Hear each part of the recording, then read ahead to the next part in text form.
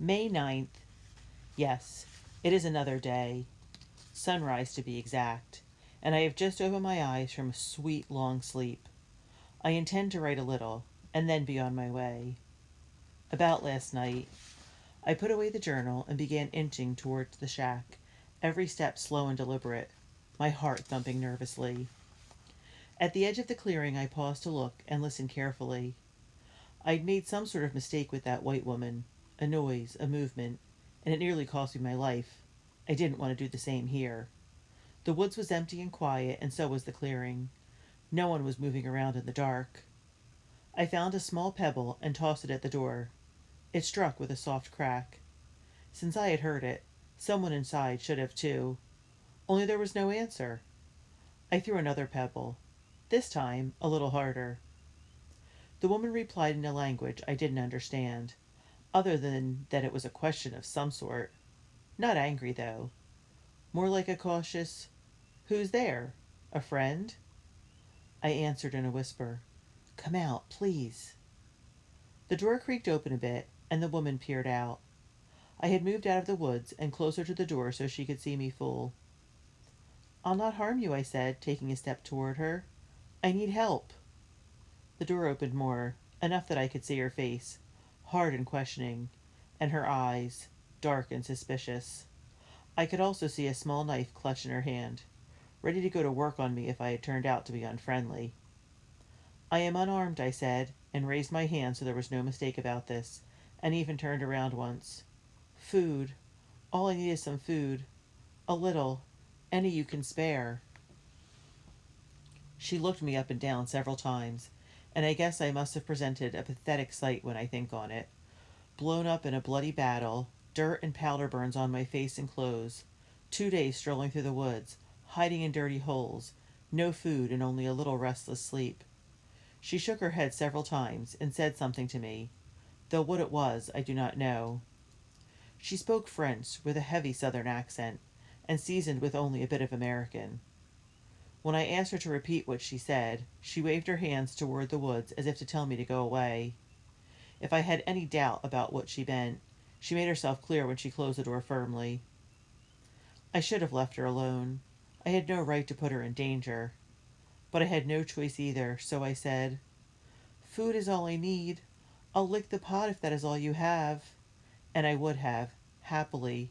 I was so hungry and desperate. When she did not reappear, I said a little more loudly, "Please, I won't stay long." The door stayed shut, and I did consider leaving.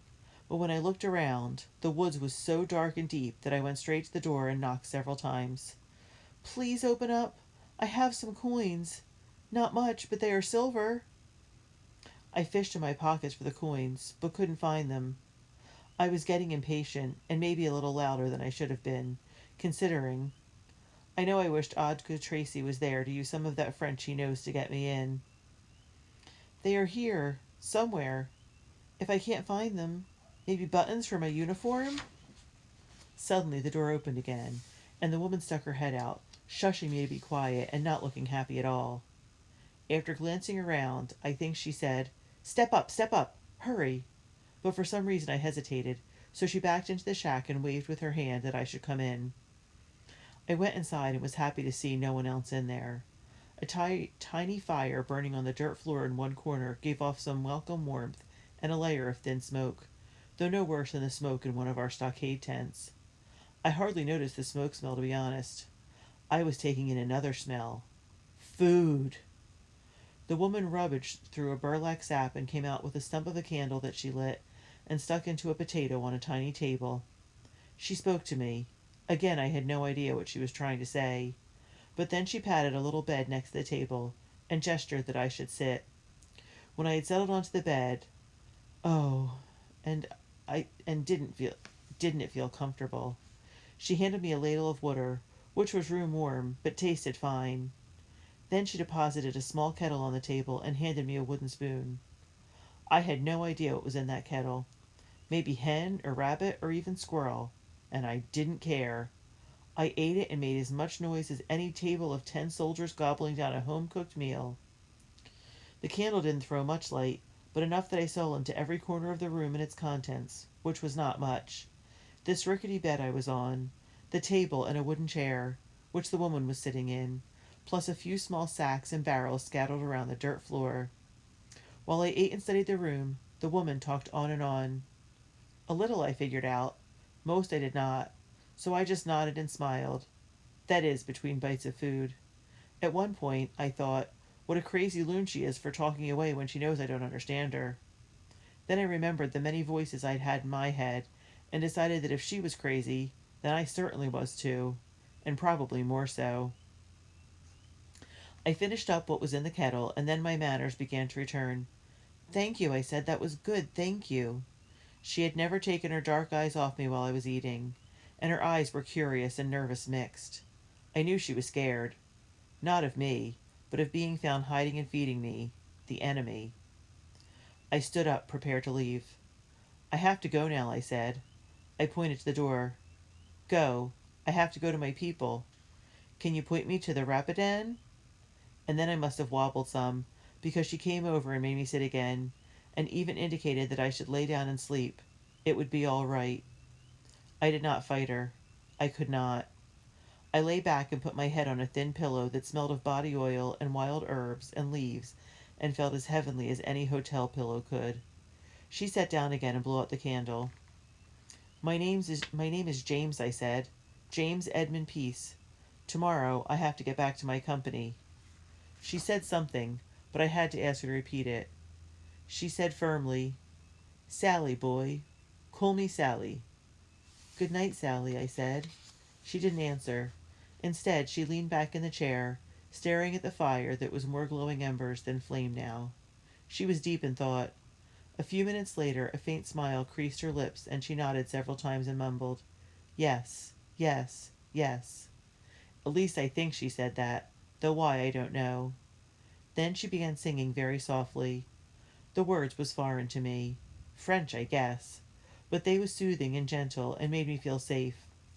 I wanted to say something, ask her some questions, like, if she was a slave, why was it she lived out here by herself? But I didn't. I didn't want to interrupt her. It was the first time I remember ever being sung to sleep. Later, when I finished writing last time, I sat back. I was outside, leaning against the shack. Just then there was the rumble of horses moving fast and coming closer. A red patrol? I wondered. I stood up, not sure what to do. I could scamper into the woods, but how far could I get? It was Sally who grabbed me by the arm and pulled me back inside the shack, where she motioned that I should stay in the corner behind the door. She made it clear that I was to sit there and be quiet. Then she started fussing over the kettle of corn mush she had sitting in the fire. I had no choice but to obey, so I sat with my knees drawn up and my arms wrapped around them, making myself as small as possible. When the horsemen rode up just a few seconds later, Sally went to the door to talk to them. There were 6 or 8 of them, I guessed, and they were so close to the door that they nearly blocked out the light. The one I took to be the group's leader said, "Benjamin, you check that other shack for signs of the Yank while I talk to Sally here." "Yes, Grandpa," the one named Benjamin answered in a squeaky little boy voice. This was no Reb cavalry unit. The old man said good morning to Sally in French, his voice a little breathless, but pleasant enough otherwise. He and Sally started chatting away, him asking her questions and her answering. I had some notion about what was being said, because the man used the word Yankee several times. At one point, the leader's horse poked its nose in the door and nudged Sally, and I tensed up, expecting the animal to betray me somehow. Sally just patted the animal casually and spoke to it in a friendly manner. I could hear the other horses snorting and tapping restlessly at the ground with their hooves, hear the squeak of the saddles, hear the riders talking. Most of the voices sounded young, like schoolboys out playing. "Nothing there, Grandpa," Benjamin said at last. "What's she saying, Bill?" another one of the group, an adult this time, asked after a while, obviously impatient with the conversation. "She says she ain't seen the Yank or heard any strange noises." "Do you trust her?" the man asked. As much as you can trust any of 'em," Grandpa replied, and the group of riders all laughed. "Anything else?" "That was a lot of talking for so little information, Bill." "Well," Grandpa said, "she did wonder if we'd like to take breakfast with her." "Corn mush. Breakfast," the man said with obvious disgust. "Let's get out of here. This place stinks god-awful." "Stinks?" I inhaled, quietly, but all I smelled was smoke and corn mush. Sally and Grandpa talked some more briefly, all very pleasant and matter of fact, and then I heard the riders turn and hurry off. They had not even bothered to check inside her shack, maybe because the door was wide open and she had been so calm and casual. I let out a sigh while Sally went back to the kettle of corn mush. "Thank you for what you told those men," I said, but Sally shook her head as if to say it was nothing unusual, and handed me a bowl of mush and pan bread with honey. We did not talk much while we ate, but when I finished I said, "Well, I should go now." I tucked this journal inside my shirt. "Is there a safe place in the woods where I can wait for dark?" And after listening and checking carefully, I went outside and reckoned which way was north by the position of the sun. "If I go that way, will I come to the Rapidan?" Sally stared at me a second. She seemed almost frozen. So I thanked her again and took a step away from her shack. That set her moving, because she flew out of that shack and was on me in a second, talking fast and shaking her head no and holding tight to my arm. I shook her off. I had never been held by a Negro before, and I think it scared me some. But she latched on again and seemed even more upset, and this time I didn't shake her off. I tried to ask her a question or two. What was the matter? Why couldn't I go? "Is it that old man?" I asked. "Those fellows on horses?" I pointed to the hoof marks in the dirt around us. That gave me a pause, remembering all of the alarm fire that trailed me from that woman's home. Sally shook her head no and started talking again, all the while gesturing with her hands. Of course, I didn't understand her, which made her impatient, but that was okay because I was impatient too. I tried to leave again, but Sally held tight. Then she stopped talking, and I could see her puzzling out how to tell me what she wanted to say. I knew she'd hit on something when her face lit up with a smile, and she went and broke off a small dead branch from a nearby tree. The next thing I knew, she was drawing a big rectangle in the dirt and filling it in with stars and bars. It wasn't the prettiest drawing I ever saw, but I could tell it was the Reb flag. "Rebs? Reb soldiers? Is that what you mean? There are soldiers around? Where?" She waved her hand in a wide arc that said they was everywhere, and then drew a map of the area. The lieutenant was right. She knew the surrounding land pretty well, and even put in the location of big and small farms and buildings.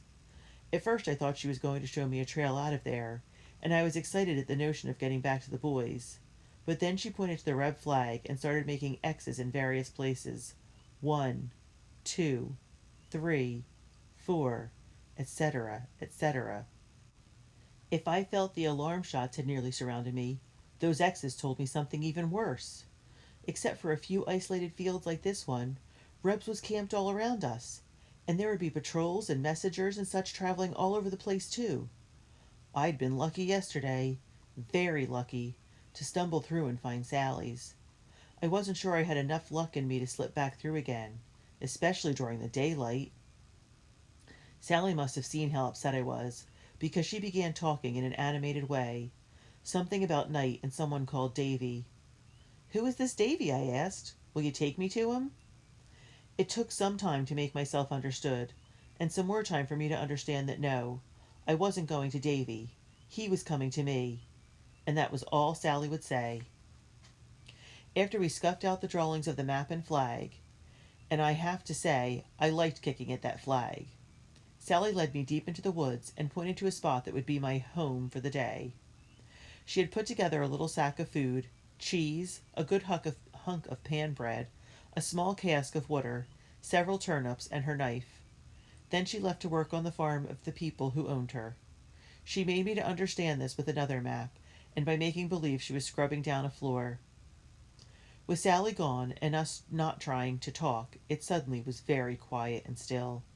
So here I am, back in the woods and alone, waiting. Later, around 12 noon. Dozed off several times today, with all sorts of people and thoughts and worries swimming around in my head. Woke when horses came thundering by on what I guess is a nearby road. I made myself as small as possible, expecting those riders to come charging into the clearing again. When I heard the distant sound of shouted orders, I knew it was soldiers. My first thought was, if I don't run and make them angry, they won't shoot me outright. But when they came into the clearing and approached the tobacco shacks, my second thought was, stay calm, Peace. They don't know you're here, so don't do anything foolish. I pressed myself as flat as I could to that damp ground. Sally had chosen this spot well. She had planted me some 400 feet from the clearing, in a section filled with rocks, fallen rotten trees, nasty sticker bushes and underbrush, plus a healthy stand of young and old trees. And everything was leafing out. Unless someone stumbled over me, I might be taken for a rock if I just held still. It didn't take long for the patrol to reach the shacks. They was far away, and the leaves made seeing difficult, but that was fine with me.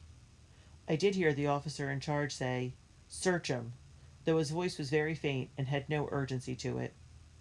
I decided then that I was being too curious, so I put my head down among the carpet of leaves, closed my eyes, and listened as each door was thrown open and the soldiers reported.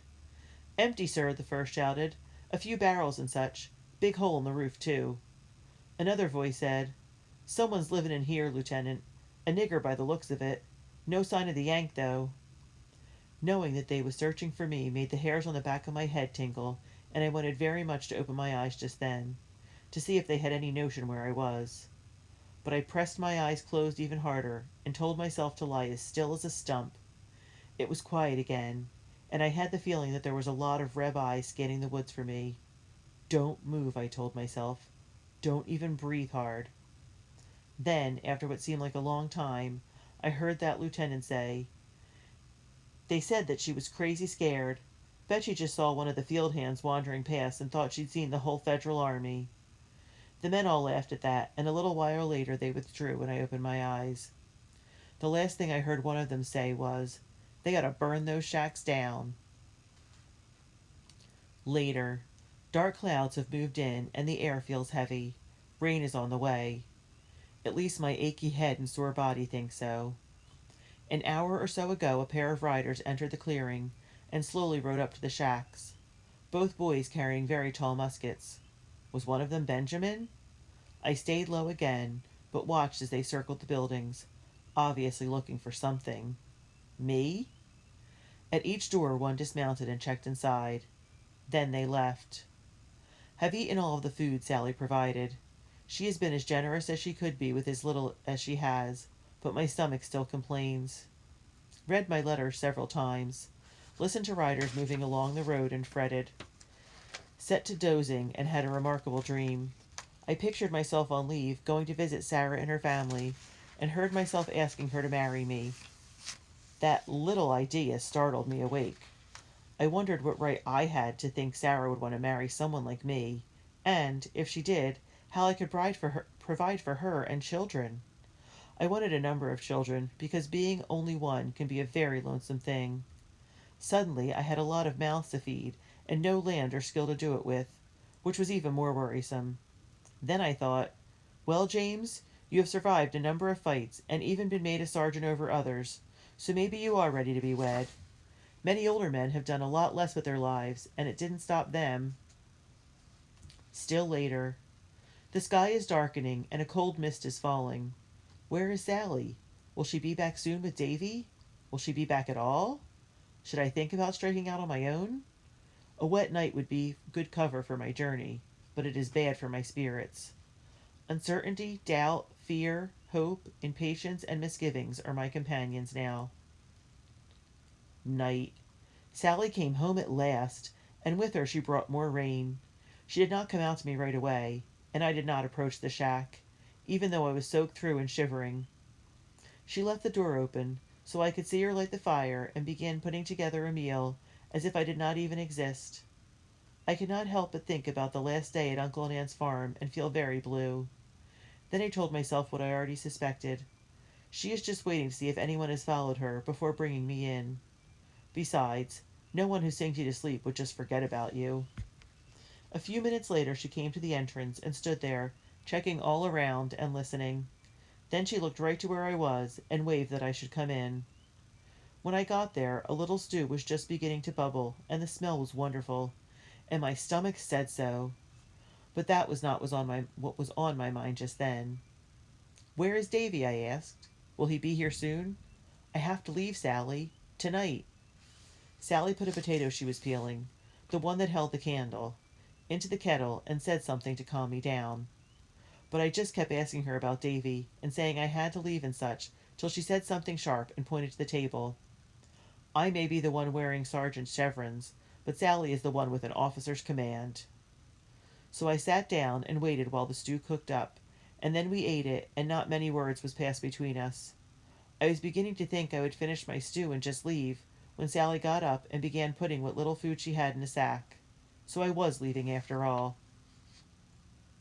I decided to write in the journal till Davy appeared, and I was at this work when, without sound or announcement, a man stepped into the shack, followed by 4 other people, a woman and 3 children. The man and the woman glanced at me, then commenced talking with Sally, and I could not figure out any of it, and all the while the 3 children looked me up and down suspiciously. At one point the man, who I took to be Davy, began studying me especially hard. He is an impressive man. I guess he might be 30 or 35 years old, and over 6 feet tall and very strong looking, even fierce. But it is his eyes that speak loudest. They are dark, almost black, intelligent, and move so quickly that I am sure there is nothing that escapes his attention.